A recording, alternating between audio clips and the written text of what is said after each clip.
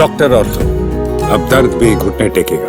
उत्तर प्रदेश के मेरठ से गोरक्षा के मुद्दे पर एक बड़ा राजनीतिक संकेत सामने आया है। शंकराचार्य अविमुक्तेश्वरानंद सरस्वती ने साफ शब्दों में कहा है कि यदि आगामी चुनाव में कोई भी राजनीतिक दल गोरक्षा को लेकर ठोस और स्पष्ट संकल्प नहीं लेता तो गोरक्षक पूरे प्रदेश में निर्दलीय प्रत्याशी उतारेंगे।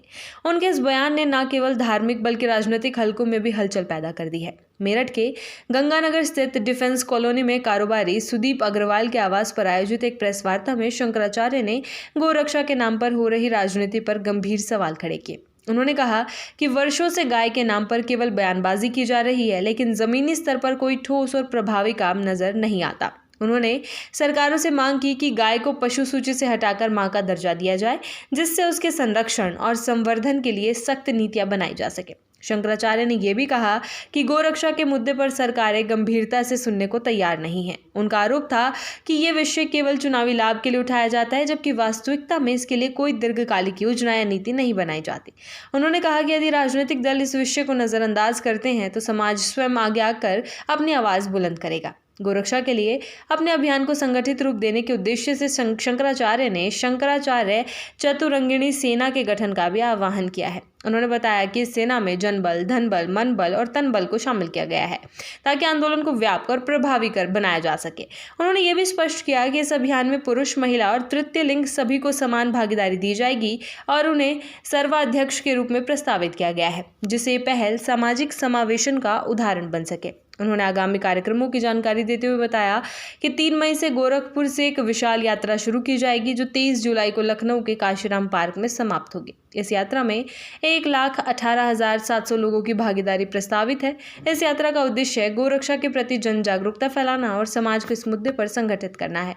उन्होंने कहा कि ये यात्रा केवल धार्मिक नहीं बल्कि सामाजिक और सांस्कृतिक चेतना का भी प्रतीक होगी। शंकराचार्य ने 20वीं पशुगणना का हवाला देते हुए दावा किया कि पश्चिम बंगाल में गायों की संख्या में 15% की वृद्धि हुई है, जबकि उत्तर प्रदेश में 4.8% की कमी दर्ज की गई है। उन्होंने इस आंकड़े के आधार पर राज्य सरकार की नीतियों पर सवाल उठाया और कहा कि यदि सही दिशा में काम किया जाए तो सकारात्मक परिणाम संभव है। उन्होंने ये भी आरोप लगाया कि गोमाता के नाम पर केवल ध्रुवीकरण की राजनीति की जाती है। उनके अनुसार चुनाव के समय इस मुद्दे को प्रमुखता से उठाया जाता है, लेकिन चुनाव खत्म होते ही उसे भुला दिया जाता है।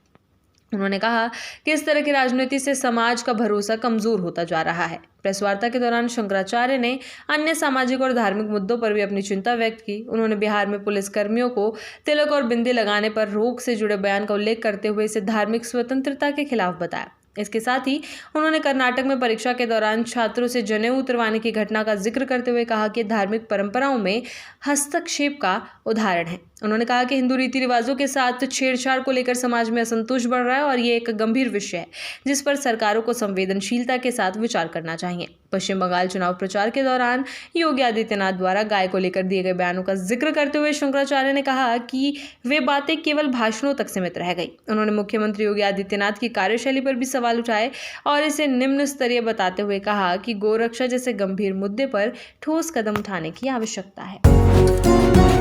डॉक्टर ऑर्थो, अब दर्द भी घुटने टेकेगा।